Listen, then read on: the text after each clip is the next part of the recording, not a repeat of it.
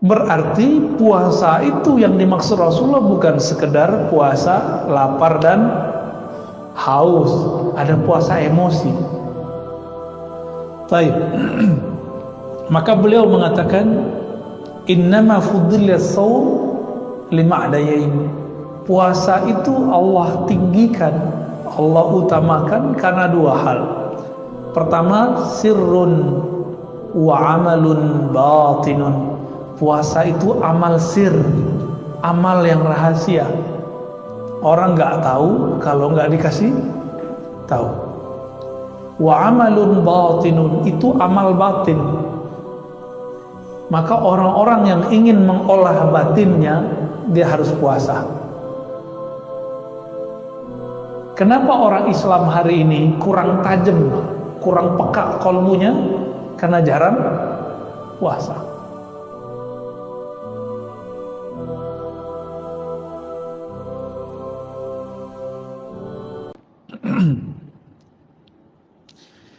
Saya akan menyampaikan Kitabus Shaum bab puasa yang ada dalam kitab Mukhtasar Minhajul Qasidin karya Imam Ahmad bin Abdurrahman bin Qudamah Al-Maqdisi yang wafat 689 ya. Apa kata beliau? I'lam anna fi shaum khasisatan laysat fi ghairihi. Puasa itu punya rahasia yang rahasianya nggak ada pada sholat, nggak ada pada sedekah, nggak ada pada zikir, nggak ada dibaca Quran. Kenapa? Karena Allah mengatakan dalam hadis qudsi, as-saumu li wa ana ajzi bih. Hadis sahih Bukhari Muslim. Puasa itu milikku. Nah, ini hampir setara kata beliau dengan ayat surah Al-Hajj ayat 26, wa tahhir baiti. Sucikanlah baitku, rumahku. Jadi Allah menyebut dan memuliakan Ka'bah dan mengatakan itu rumahku. Tapi Allah butuh rumah nggak Pak? Maksud rumah di situ adalah rumah tempat menyembahku. Tapi rumah tempat menyembah Allah itu benda. Bener ya? Benda hidup atau benda mati? Benda mati. Benda mati itu dia menjadi bernilai ketika ada orang yang sholat di dalamnya. Tubuh ini dia punya riyadhah, punya amalan yang nggak bisa dilihat orang. Kalau saya sholat kelihatan nggak sama orang, baca Quran kedengeran sama orang, jalan ke masjid kelihatan sama orang. Kalau kita puasa nggak ngasih tahu orang bakal tahu nggak? Istri kita nggak bakal tahu, pasangan kita nggak akan tahu, tetangga kita nggak tahu, bahkan mungkin ya apapun makhluk di sekitar kita nggak akan tahu kita ini lagi puasa atau bukan. Sampai kita bilang maaf aku lagi puasa, gitu. Tapi Nabi mengajarkan jangan ngaku puasa dalam bab sembarangan. Ngaku puasa itu kalau diajak berantem sama orang. Insa bahu ahadun aw syatamahu falyakul inni shaim. Kalau ngaku puasa itu saat orang ngajak berantem. Diajak berantem Pak sama orang. Berarti puasa itu yang dimaksud Rasulullah bukan sekedar puasa lapar dan haus, ada puasa emosi. Baik. Maka beliau mengatakan innama fuddila shaum lima'dayain. Puasa itu Allah tinggikan, Allah utamakan karena dua hal. Pertama, sirrun wa amalun batinun.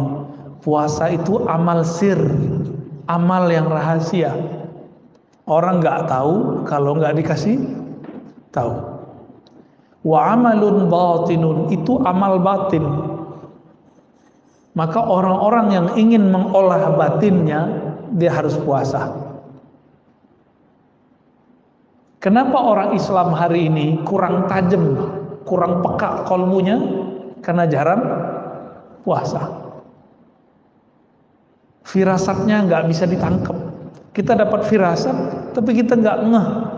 Ini bener nggak nih? Ya. Kenapa? Karena kurang puasa. Di luar sana ada orang nggak bersyariat, bahkan nggak beragama, tapi dia rajin tirakat puasa. Kadang lebih tajam daripada kiai. Pernah lihat, pernah dengar? Itu bukan karena kenapa-kenapa, emang begitu. Dan itu pernah ditanyakan kepada Sayyidina Nabi Rasulullah SAW. Kenapa ada ahli kitab kok tajam firasatnya? Nabi mengatakan as-saum, karena puasa. Jadi puasa ini amal dahsyat, ya, bisa menutupi kesalahan. Makanya Nabi Adam dulu sujud 40 hari 40 malam, nggak makan nggak minum. Ada yang kuat begitu nggak Pak? Tapi wajar, Nabi Adam tubuhnya tubuh surgawi, nggak makan nggak minum juga nggak masalah 40 hari. Kita 4 jam udah langsung bingung ya. Ini nggak tahu nih nasi apa nih hari ini nih. Kebuli lagi? Bukan ya, membuli kali Pak. Syukran. La yarahul khalqu wa la yadkhuluhu riya. Tidak ada makhluk yang melihatnya sehingga riya tidak mempunyai tempat pada puasa. Kalau sholat masih bisa riya enggak? Masih Pak. Coba aja cek sendiri. Kalau rukunya, sujudnya lebih lama di masjid, di rumah ngebut, itu ciri-ciri riya. Ciri-ciri riya harus dibenahin tuh. Tapi kalau sujudnya di rumah, sujudnya di sini sama panjangnya, insya Allah ini udah mulai stabil. Riyanya bisa dihalau. Riya ini kan perasaan dilihat orang. Perasaan dilihat orang beramal namanya riya. Kalau sombong, perasaan dilihat orang punya ilmu, punya harta. Nah, sombong orang punya harta itu nggak lebih parah. Yang parah itu orang kalau merasa punya ilmu. Ini gawat Pak. Kalau punya harta, sholat hilang rasanya. Tapi kalau orang punya ilmu, dia sujud pun kolbunya belum sujud. Kenapa? Karena dia merasa dirinya berilmu. Dia takbir, dirinya belum takbir, lidahnya udah takbir Allah yang maha besar. Tapi dalam dirinya dia masih mengatakan ilmuku lebih besar, lebih banyak daripada imam. Nah itu hati-hati tuh.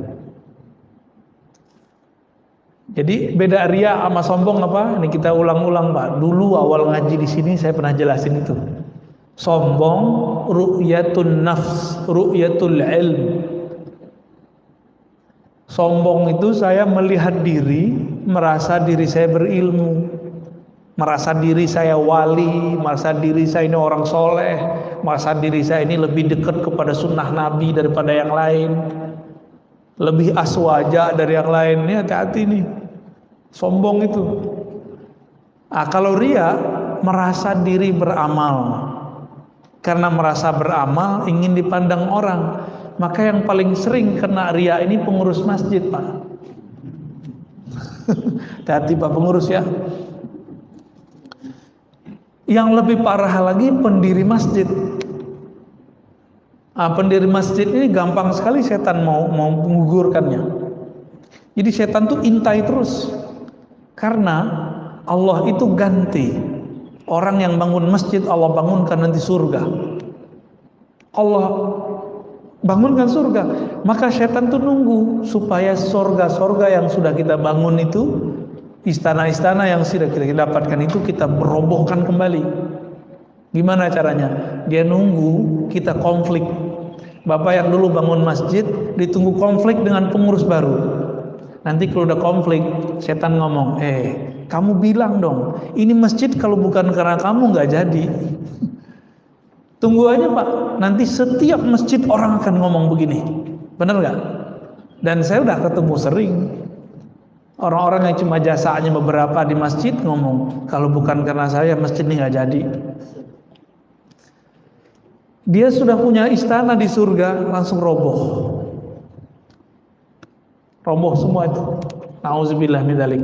Maka pengurus masjid, pendiri masjid, tolong jangan ungkit-ungkit yang begini, ya. Puasa dulu deh, ya, latihan puasa. Yang kedua, annahu qahrun li'aduwillah. Sesungguhnya puasa itu bisa melemahkan musuh-musuh Allah. Qahrun ini kan secara bahasa artinya bisa memaksa, melawan, cuma bisa puasa. Jadi kalau ada orang nanya, Ustadz, ada nggak zikir melemahkan syahwat? Nggak ada, yang ada cuma puasa. Kok begitu? Jadi kalau antum nih baca Quran, khataman, zikir 1000-an, mata masih bisa jelalatan, Pak. Serius. Syahwat temah menjadi-jadi. Karena zikir mazakar itu beda tipis saja, za sama zi. Serius. Maka kiai itu banyak istrinya, wajar, zikirnya kuat, yang satu lagi kuat juga. Obatnya cuma satu, saum, puasa. Ini PR kita semua, PR saya juga. Ya. Li'anna wasilatal aduwwi syahawat. Ya. Kenapa? Jadi perangkat senjata bom atau nuklirnya setan itu yang paling dahsyat itu namanya syahwat. Ya, syahwat ini keinginan rendah. Jadi kita ini nggak ada yang selamat, Pak. Saya apalagi tiap hari ketemu yang macam-macam, Pak. Ya, mulai dari jamaah yang begini sampai begitu setiap hari. Godaan saya lebih kencang dari Bapak. Jangan dikira saya selamat. Enggak, saya enggak selamat. Kalau Allah enggak bantu saya enggak selamat. Maka mohon doanya, semoga saya selamat. Amin ya rabbal alamin. Dan kita juga doakan Bapak Ibu ya, semoga selamat juga. Ini berat persoalan ini. Dulu Barsisa lewat karena masalah ini. Ya. Barsisa lewat di Sahih Bukhari kan disebutkan itu persoalan ini. Tapi ada juga seorang perempuan yang sering kita lihat, mungkin kita jijik kalau ngelihat begitu. Perempuan bari, ya. Perempuan pelacur, PSK, Allah ampuni, bukan karena dia ngapa-ngapain, tapi cuma karena ngasih. Nah begitu. Jadi agama itu gampang-gampang susah. Dosa besar. Tapi kalau mau diampuni, gampang sekali jalannya. Maka saya katakan kepada diri saya, kepada kita semua, kepada semua para pendosa, semua kita ini pendosa, jangan putus asa dari rahmat Allah. Siapa tahu dengan amal sedikit Allah angkat kita. Jadi kadang-kadang ada amal yang orang gak sangka-sangka, karena amal itu Allah angkat dia jadi waliullah.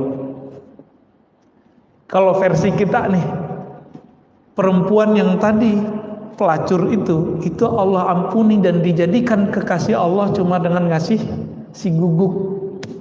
Lah sekarang ada ustadz katanya mau nabrak anjing, Pak. Jadi wali nggak tuh? Jadi wali Allah apa wali setan?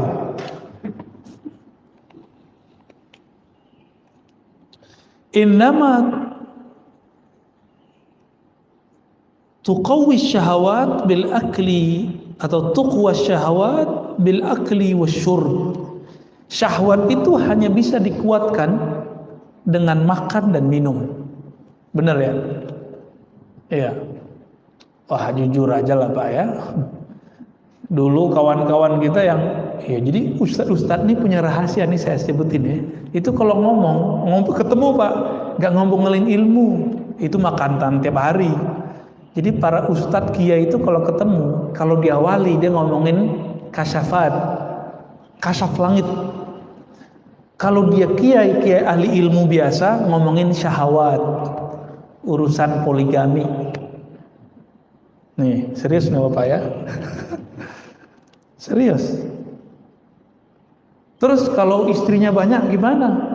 Ngomongin syarabat, apa obat penguat. Makanya kiai-kiai itu kalau udah ketemu, aduh ngomongin obat kuat mulu Pak. Kalau yang banyak posnya ya, maaf ya Pak Kiai. Madamat ardus syahawat mukhassabah, fasyayatinu yataraddaduna ila dhalikal mar'a. Selama lahannya syahwat ini disuburkan dengan makan dan minum, maka setan pun gampang nyangkulnya. Gampang setan nyangkulnya. Wa yaturku syahwat wa yutraku syahwat tudiku alaihimul masalik. Jadi dengan meninggalkan syahwat, mengurangi makan dan minum, ini bisa melemahkan darah. Jadi ternyata syaitan itu mengalir di darah, bener ya? Jadi orang kesurupan sama orang kesyahwatan itu lebih gawat orang syahwat. Kesurupan tinggal dibacain dikit sadar, Pak. Nggak usah dibacain, kasih aja tuh bawang putih, kasih ke hidungnya, sadar itu, Pak. Ya, balik lagi kesadaran dia itu, nggak usah dibacain aneh-aneh. Ya, nggak bisa kasih tai kucing, Pak. Pasti sadar itu, kabur itu ya. Itu versi teman saya itu. Versi jalan lain. Tapi kalau dulu kita dapat pakai bawang putih yang baunya keras, sembuh. Tapi kalau orang syahwat dikasih bawang putih tambah kuat Pak syahwatnya. Malah itu penguat ya. Kalau orang makan, minum, bahkan olahraga, orang kalau makan, minum, olahraga, lengkap sudah, syahwatnya berlipat. Karena hormon bahagianya masuk. Kalau makan minum doang paling penyakit. Tapi kalau makan minum olahraga, waduh masya Allah. Apa yang terjadi? Darahnya kuat, uratnya kuat, ototnya kuat. Wah, itu menjadi senjata luar biasa bagi setan. Ya. Maka jalur pintas untuk mengatasi itu cuma puasa. Jadi puasa itu bekamnya setan. Jadi hijamahnya syayatin puasa, hijamahnya darah buang darahnya. Maka bapak-bapak yang kolesterol, kalau mau hijamah kurangi dulu konsumsi obat pengencer darah. Ya, minum jamu yang dianjurkan oleh ahli herbal baru dibuang Pak. Itu cuma bisa dibuang, nggak bisa diapa-apain.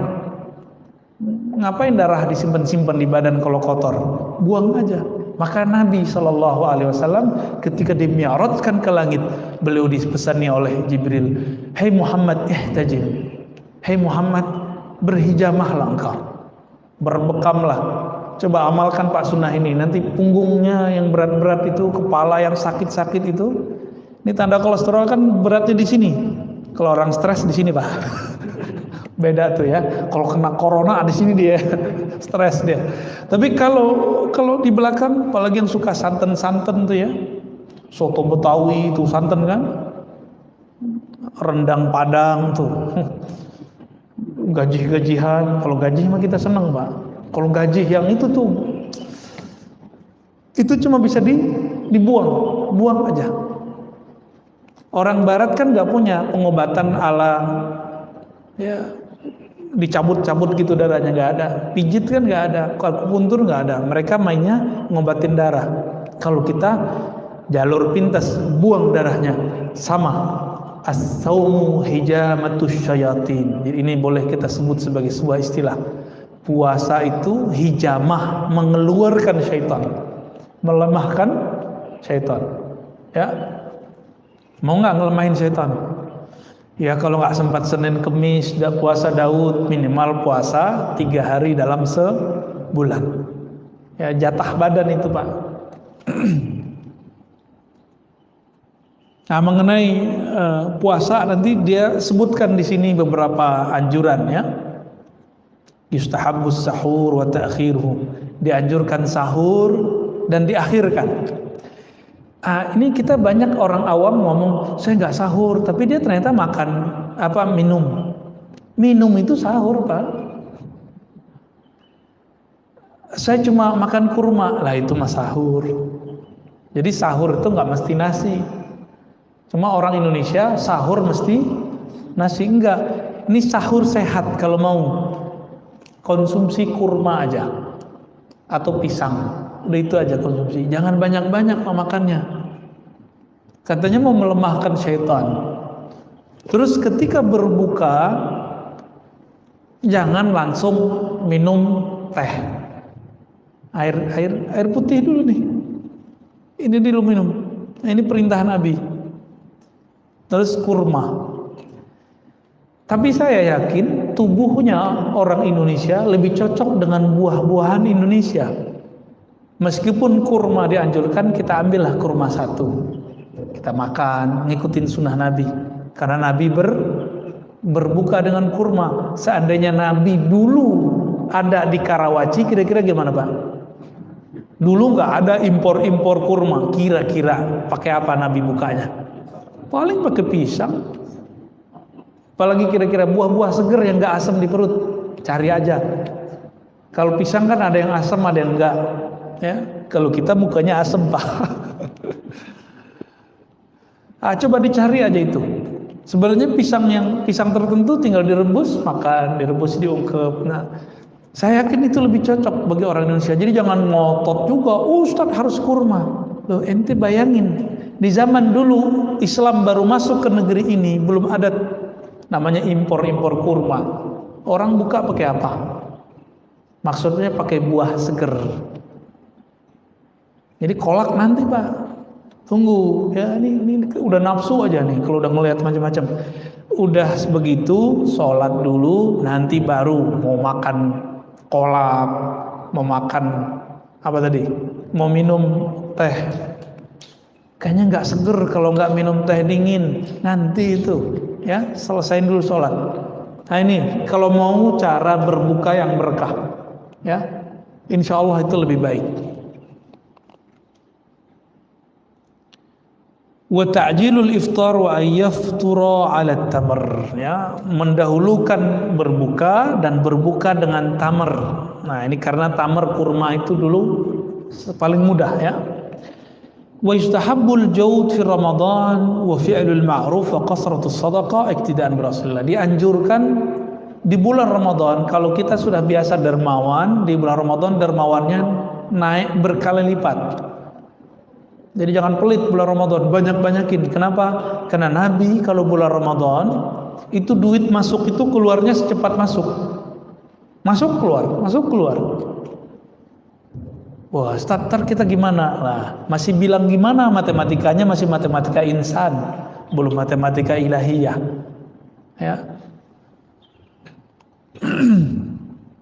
Wa yustahabbu dirasatul Quran wa al-i'tikaf fi Ramadan. Wal i'tikaf fi Ramadan. Dianjurkan dirasah. Dirasah di sini bisa artinya belajar Quran, bisa diartikan tilawatul Quran. Lalu i'tikaf di akhir ya. Tapi saya menganjurkan amalan yang paling afdal itu bukan banyak khatam Quran. Tapi kita membaca Quran, kalbu kita merasa terkoneksi, terhubung kepada yang menurunkan Al-Quran.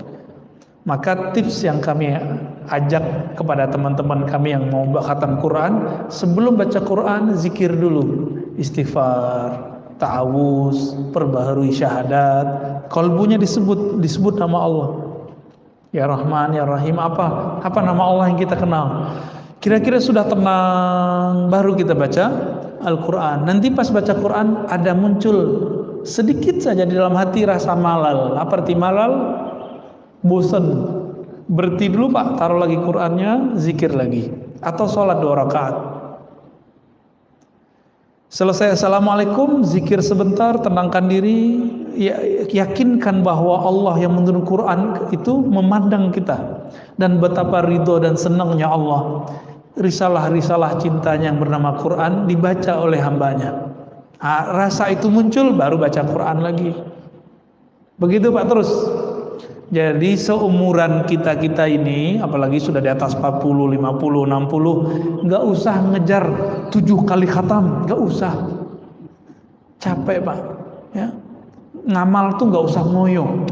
Tahu ngoyo ya? Nggak usah terlalu maksa diri. La ikraha fiddin itu tidak hanya persoalan maksa orang masuk Islam, tapi la ikraha fiddin kalau versi kita tidak ada namanya pemaksaan dalam beramal. Itu juga bisa diartikan ke arah sana, walaupun penafsirannya penafsiran jauh. Jadi coba nanti gunakan metode ini, tilawah ma'az zikir namanya, membaca yang dikolaborasikan dengan zikir. Intinya Quran, ingat Allah bukan? Lalu ada orang baca Quran gak ingat Allah, afdal gak baca Qurannya? Enggak. Maka di saat orang lagi begitu, afdalul zikri la ilaha illallah. Zikir yang afdal adalah la ilaha illallah. Kalau zikir la ilahnya sudah nancep di kolbunya, qaulus sabit, baru kembali ke Quran lagi. Lalai lagi kolbunya, balik lagi ke zikir, sholat 2 rakaat, begitu. Mau ngamalin begitu. Jadi nggak usah terlalu buru-buru baca Quran, yang santai aja. Ya, mau Pak begitu. Jadi Ustadz, saya ikut komunitas ini, komunitas itu. Udah, ini komunitas buat diri sendiri, jadi komunitas diri sendiri. Kapan kita akan bisa mengatur diri kita sendiri, Pak? Kenapa khatam Quran aja harus pakai komunitas? Ya, tanda kita lemah. Makanya Sayyidina Ibrahim Al-Khalil alaihissalam, beliau itu disebut Allah umat. Dia sendiri tapi disebut umat. Kita banyak mungkin belum disebut umat karena kita lemah. Beliau sendiri bisa mempengaruhi orang sekampung, senegeri. Kita untuk mempengaruhi diri sendiri aja nggak bisa. Ntar gimana kalau sakaratul maut datang? Datang sakarat, apa arti sakarat? Mabuk. Kalau nggak bisa mengendalikan diri, lewat Pak, su'ul khotimah. Maka sebelum itu terjadi, latihan mabuk capek, mabuk bosan, ya. Jadi kita berharap jangan kejut-kejutan kalau beramal, santai aja ya. Ala bi dzikrillah tatmainnul qulub. Ketahui hanya dengan zikrullah. Quran kan zikrullah, tapi kok buru-buru. Kalau baca Quran mestinya tenang. Tapi banyak orang baca Quran kok malah tambah galau, mikirin khataman, ya. Taib. Dan disebutkan di sini Nabi SAW jika di akhir 10 hari terakhir, ya, dakhalal ashar shadda mi'zarah. Jadi Nabi itu pakai sarung, Pak. Ya, Nabi setiap 10 hari terakhir mengencangkan sarungnya. Tuh, Nabi pakai sarung kan? Ayo amalin pakai sarung ntar. Boleh nggak pakai gamis? Ya gamis itu bagian dari sarung karena bentuknya sarung. Nah, coba amalkan sunnah sarung hari ini, besok mau gamis, besok pakai celana gitu. Ya, digilir aja. Nabi itu fleksibel. Orangnya nggak kaku. Yang kaku kan kita, Pak. Mesti pakai sarung tiap hari, ya kan repot juga. Nah, tapi kalau di Malang, di Jombang, di Madura tuh ya, kiai-kiai nemenin istrinya masuk ke mall pakai sarung, Pak. Coba antum pakai sarung masuk. Jadi orang aneh. Mengencangkan sarung itu bisa berarti tidak menggauli istrinya, bisa berarti beliau ini mulai ketat beramalnya. Nah, saya lebih cenderung mengartikan beliau ketat dalam beramal, ya. Maka Nabi itu, ini kan orang nanya, Ustadz, bid'ah nggak sih bangun-bangunin orang subuh? Tergantung caranya. Nabi kan disebutkan wa ayqaza ahlah. Nabi jika sudah mau beramal yang ketat tadi, membangunkan keluarganya. Bahkan Nabi itu ketuk, dulu kan belum ada mic. Masuk ke rumah, ketuk semuanya.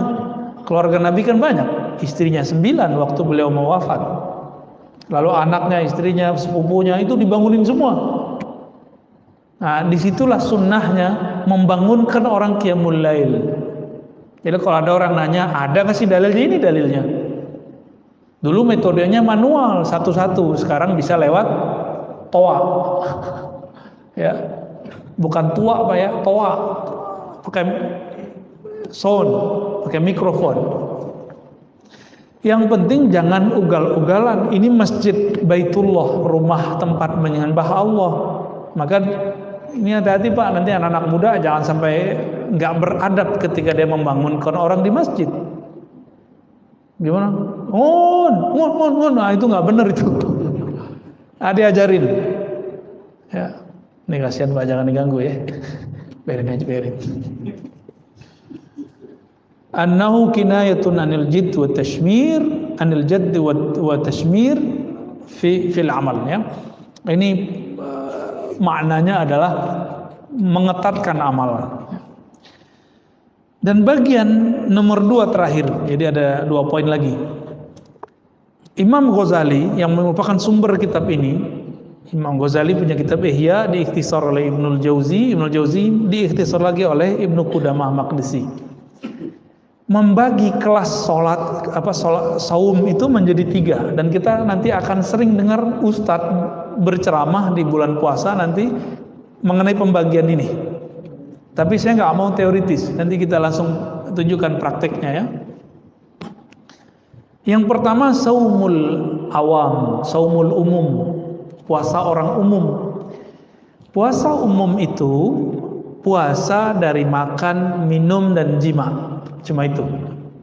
Tapi matanya jelalatan, telinganya masih suka gosip, lidahnya masih suka cari lawan. Nah, maka nih aktif sosmed yang beda-beda paham udah stop dulu deh ya. Ustadz, saya nggak bertengkarnya pas puasa, malamnya saya tengkar lagi di sosmed. Ya sama aja. Tujuan puasa kan biar setelah puasa selamat. Ini habis berbuka, balik lagi dia, kambuh lagi. Nah, ini bahaya. Ini puasa orang awam. Orang awam, shaumul umum, dia berpuasa hanya untuk mengurangi makan, minum, jima. Nah, kita mau sampai tahun kapan Pak begini-begini mulu? Ya, mau nggak naik kelas? Mau?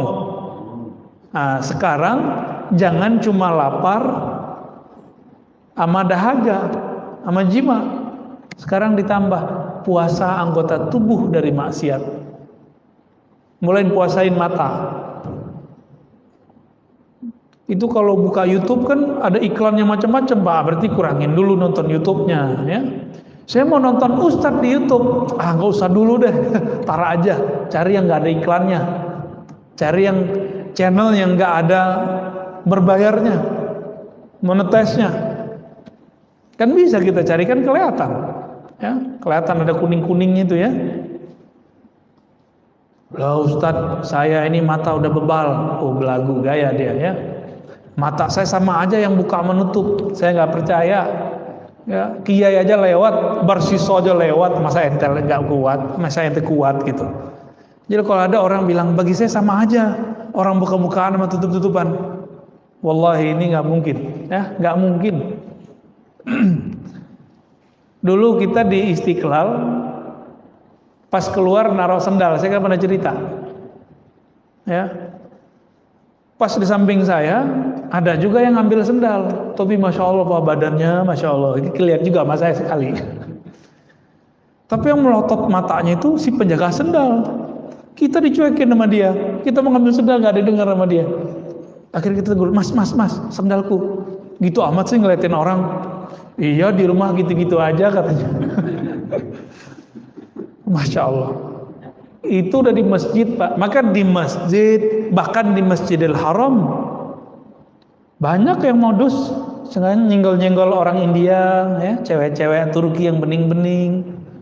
Jadi setan itu mau di depan Masjidil Haram tetap aja setan, ya. Orang bersyahwat di depan sama aja. Memang begitu, tabiat badan kita begitu. Kita nggak akan munafik dalam masalah itu. Sama kita semua. Bedanya ada orang yang tahu cara mengendalikannya, atau ada yang kalau terjebak dia tahu jalan pulangnya, dia tahu cara sadarnya. Itu aja bedanya. Maka yang afdol itu memang kalau ke Masjidil Haram kita puasa Pak. Jadi nggak berani, nggak enak, gitu ya. Sering istighfar jadinya.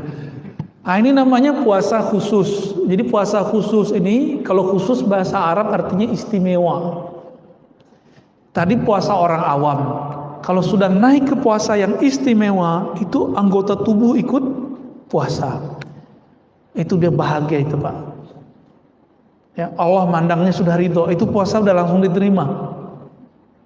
Langsung diterima tuh. Ustadz gimana kalau sesekali kelewat juga? Kan kita bisa istighfar. Ini loh uniknya.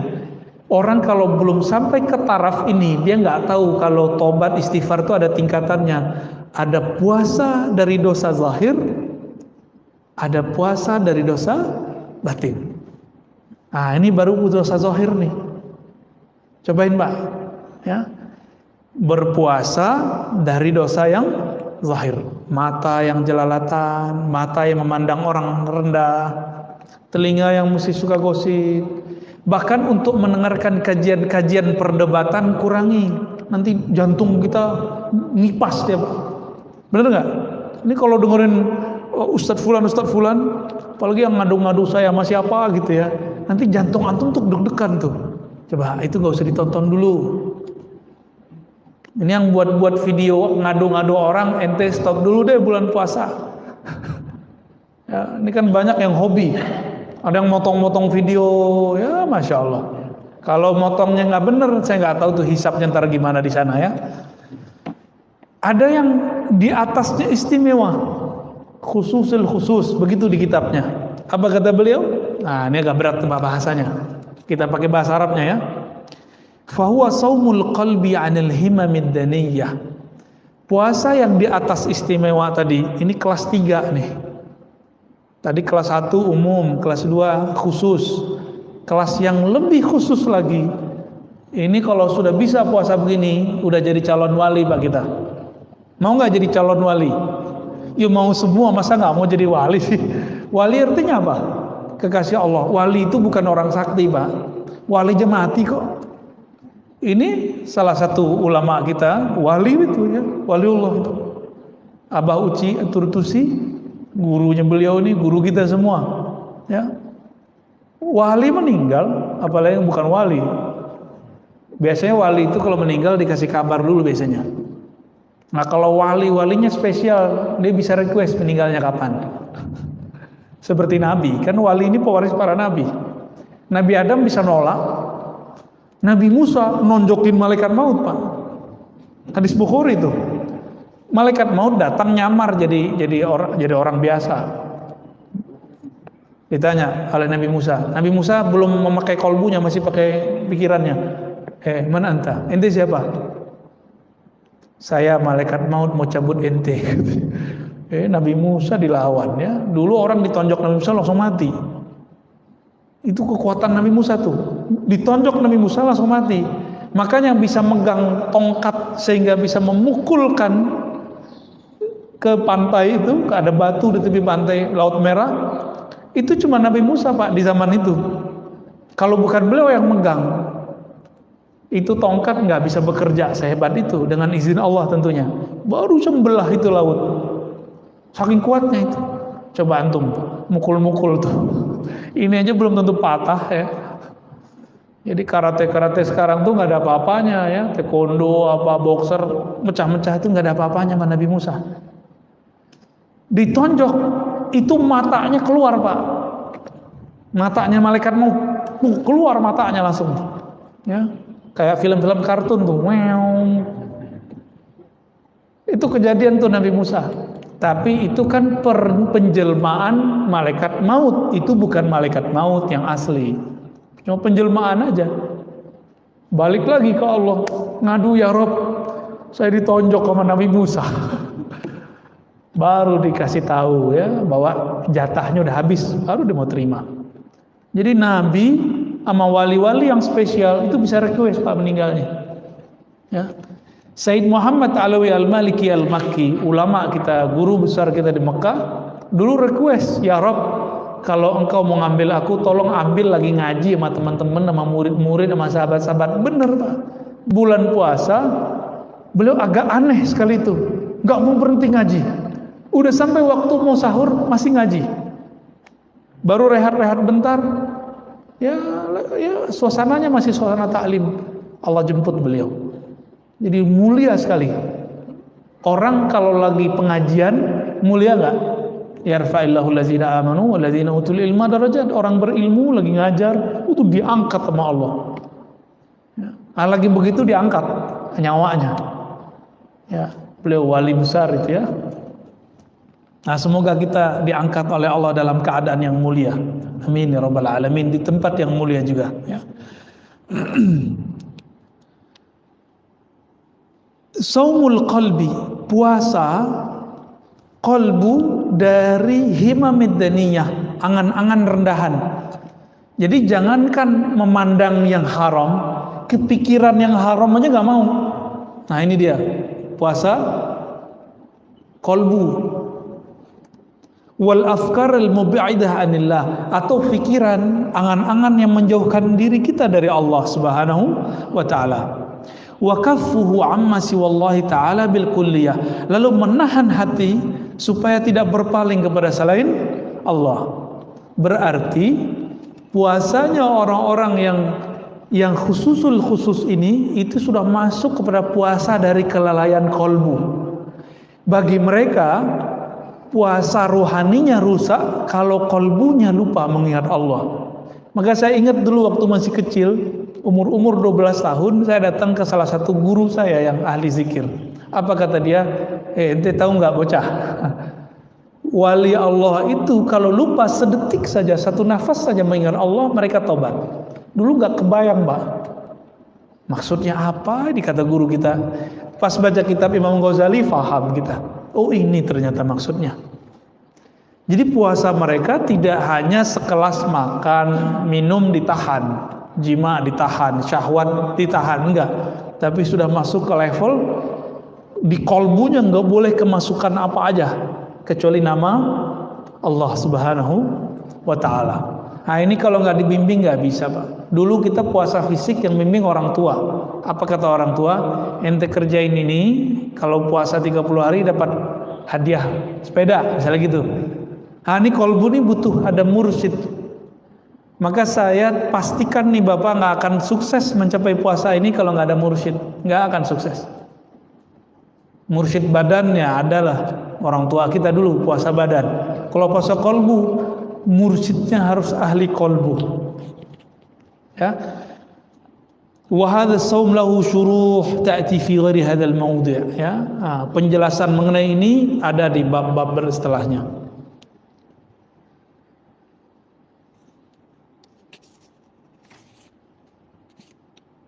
Nah, ini penjelasannya banyak. Kita langsung ke persoalan terakhir. Bolehkah puasa dahar? Dahar itu bukan dahar bahasa Jawa sama Sunda. Dahar bahasa Sunda apa? Makan. Puasa kok makan? Dahar itu artinya sepanjang masa, kecuali di waktu yang diharamkan. Boleh nggak puasa begitu? Boleh. Nah, karena ada sekarang yang bilang nggak boleh. Kita cek. Ini kan beliau manhajnya salaf. Kita cek Pak ya. Manhaj ulama yang ngikut salaf bolehin apa enggak?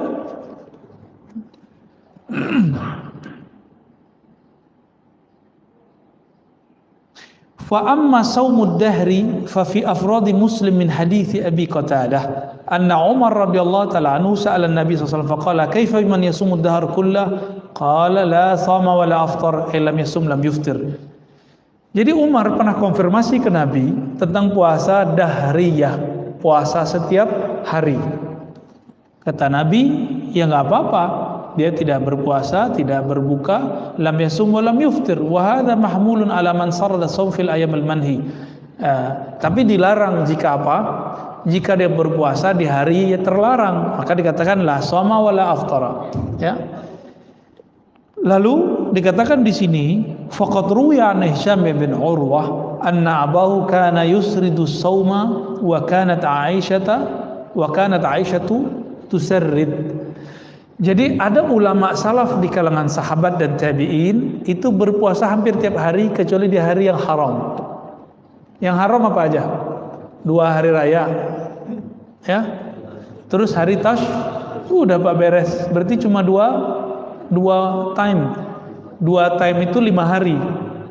Hari raya Idul Fitri, hari raya Idul Adha, lalu tasyrik 3 hari. Udah 5 hari doang. Di luar itu kita boleh nggak berpuasa setiap hari? Dijawab oleh beliau, ya boleh. Kenapa? Karena Aisyah melakukan itu. Sayyidah Aisyah ini setelah Nabi wafat beliau puasa tiap hari. Masa orang Syiah nuduh beliau ini pelacur, Pak? Jadi orang-orang Syiah ini lagi berebut nih sama Wahabi di Indonesia. Hati-hati Pak antar ya. Orang Syiah berebut sama Wahabi di Indonesia. Itu Suriah, isu Syiah sama Sunni, Syiah Wahabi sudah berhasil. Irak hancur. tinggal Indonesia, negara Islam terbesar yang mesti kita jaga. Dan masjid ini jadi bentengnya, Pak. Jangan kemasukan di masjid. Kemasukan orang-orang yang mau memperebutkan negeri ini, yang sudah ahlu sunnah dari dulu. Ya, oh kita nggak mengkafirkan Syiah, nggak. Kita nggak mengkafirkan Wahabiyah, nggak. Kita berbeda sama Syiah karena Syiah menghujat para sahabat Nabi, menghujat Sayyidah Aisyah yang setelah Nabi wafat dia berpuasa tiap hari. Hujatan mereka apa? Aisyah ini fahisyah, pelacur gitu. Nauzubillah min dzalik, ya. Pelaku maksiat, mesum, begitu kata mereka. Waras gitu. Nabi wafat di pahanya Aisyah, Pak. Itulah tubuh paling mulia. Jika ada tanah Makkah, Madinah diinjak oleh Rasulullah jadi mulia, maka tubuh Sayyidah Aisyah adalah tubuh paling mulia. Anas bin Malik didatangi oleh orang. Apa kata orang ini? Wahai Anas, mana mata yang dulu matamu melihat Rasulullah? Kata dia, ini mata saya. Izinkan aku menciumnya. Dicium, Pak, cuma karena ngelihat Nabi. Ada sahabat yang dulu diludahin mulutnya sama Rasulullah. Ada yang dia makan sesuatu dari darahnya Nabi, dari bekasnya Rasulullah. Itu sahabat datang minta berkah. Minta berkah, Pak. Ini Rasulullah punya istri, semua dari diri Nabi masuk ke dalam dirinya. Kira-kira kurang berkah apa tuh? Bukan fahisyah, tapi sahibatul barakah. Di dalam dirinya banyak keberkahan. Jadi kita nggak bisa susah lah ngomong sama Syiah tuh di situ. Ya, ada beberapa kesamaan kita dengan Syiah. Ada, kita cinta Ahlul Bait, mereka cinta Ahlul Bait. Kita cinta Habib, mereka cinta Habib. Bedanya Habib mereka benci sama Aisyah, benci Abu Bakar. Ternyata isu ini dijawab oleh cucunya Ali, Ja'far Shadiq, Ja'far bin Muhammad Al-Baqir bin Ali Zainal Abidin bin Husain bin Ali. Berarti keturunan keberapa nih? 5. Ja'far ini punya ibunya keturunan Abu Bakar. Kalau ada sekarang keturunan Husain, keturunan Hasan, khususnya keturunan Husain, keturunan Ja'far, mencaci maki Abu Bakar As-Siddiq sama dia mencaci maki kakeknya dari jalur neneknya. Ja'far punya ibu keturunan Abu Bakar As-Siddiq. Kira-kira gimana? Ya, mungkin jelas, Pak, kita jelas. Tapi saya dituduh Syiah apa sama orang? Kira-kira kita marah nggak? Ya nggak marah, kita ketawa aja. Berarti yang nuduh nggak ngerti Syiah itu apa. Ya, dia punya konsep tasawuf itu Syiah. Kayak saya kan bertasawuf, belajar maksudnya. Saya bukan sufi, Pak, cuma gemar, suka belajar kitab tasawuf, ya, berziarah ke orang tasawuf, ngaji kepada ahli tasawuf. Sayanya belum sufi, belum, masih jauh. Ya kalau sufi kita nggak kuat, Pak. Ya nggak kuat kita jadi sufi. Kita jadi orang biasa aja dulu, ya. Kalau Wahabi bagaimana? Wahabi kebalikan Syiah, nggak senang sama habaib, benar nggak? Nanti coba cek, nggak senang sama habaib, benci banget sama habaib. Ya. Maka kalau ada postingan kebencian kepada zuriat Nabi, pastikan dia nasibiyah. Nasibiyah ini kelompoknya sekarang ada di Wahabi. Kalau agak kenceng dikit jadi khawarij, jadi teroris. Kalau yang nggak kenceng ya paling-paling neror pengurus aja palingnya. Bid'ah ente, ya ngomong itu, ya. Ente pelaku bid'ah nih. Dihisab nanti di hari akhirat. Ittaqullah, paling gitu-gitu doang ngomongnya.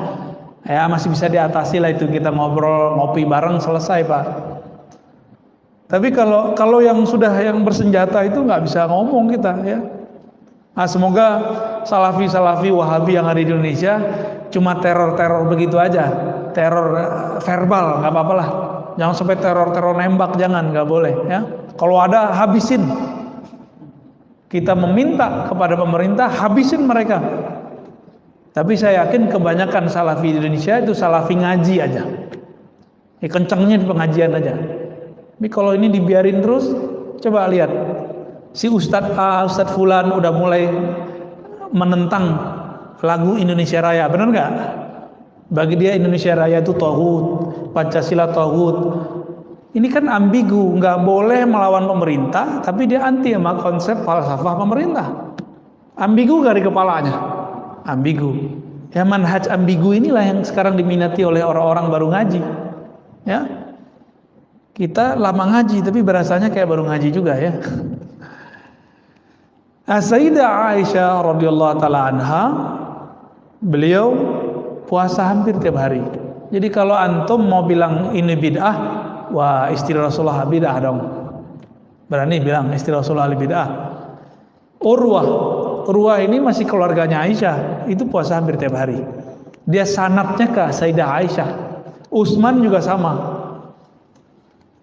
Anas bin Malik bercerita Abu Thalhah itu berpuasa 40 hari. Izzuddin bin Abi Salam pernah puasa, nah ini puasanya agak aneh, nggak makan minum 40 hari 40 malam, nggak makan minum. Izzuddin bin Abi Salam lagi tengkar sama Brahmana, biksu, adu kesaktian Mbak. Izzuddin muridnya Abul Hasan Syazili, qaddasallahu sirrahu, ya, murid wali Allah besar, Al-Kutub Asy-Syahir, ya, Al-Ghawthul A'zam Abul Hasan Syazili bersembayambara, ya, kalau engkau bisa masih hidup selama 40 hari 40 malam nggak makan nggak minum, maka aku dan pengikutku ikut kamu. Begitu mereka buat MOU-nya. Hari ke-39 biksunya mati. Sedangkan Abul Hasan Syazili masih sibuk dengan nama Allah, ya Hayyu ya Qayyum, ya Hayyu ya Qayyum, masih hidup dia. Ya. Ibnu Mas'ud, nah ini lain lagi ya. Jadi ada orang yang nggak kuat kalau puasa. Dia cocoknya ngapain? Dia nggak berpuasa sehingga dia kuat khatam Quran, dia kuat ngajar, dia kuat sholat. Nah, di antaranya adalah Sayyidina Ibnu Mas'ud. Ibnu Mas'ud ini khataman Qurannya banyak, maka beliau caranya makan. Jadi beliau ini syahwatnya jadi taat, kalau kita syahwatnya jadi maksiat. Ini beda aja sama Ibnu Mas'ud. Ya, nah, maka di sini jika boleh kita sebut, tinggal antum pilih di luar bulan Ramadan. Jika memang berpuasa itu lebih nyaman, puasa sebanyak-banyaknya. Jika dengan tidak berpuasa kuat tahajud, kuat sholat, kuat silaturahmi, kuat ngajar, kuat mencari nafkah, ya ikutin itu, ya. Dan luruskan niat kita berpuasa bukan pengen naik pangkat, anaknya biar baik, bukan, kerjaannya lancar, enggak, tapi berpuasa lillahi ta'ala. Ya, maka benarlah hadis tadi yang pembukaan kita, as-saumuli, puasa itu hanya karenaku. Di luar itu puasanya sama kayak biksu, sama kayak pendeta di luar kita, sama kayak orang-orang kanuragan. Puasa kita bukan puasa itu, puasa kita karena Allah Subhanahu wa ta'ala. Semoga kajian ini adalah prakondisi kita sebelum masuk Ramadan. Allah terima puasa kita di bulan ini, Allah panjangkan umur, Allah pertemuankan kita dengan Lailatul Qadar, amin ya rabbal alamin. Ya Rabbah, udah.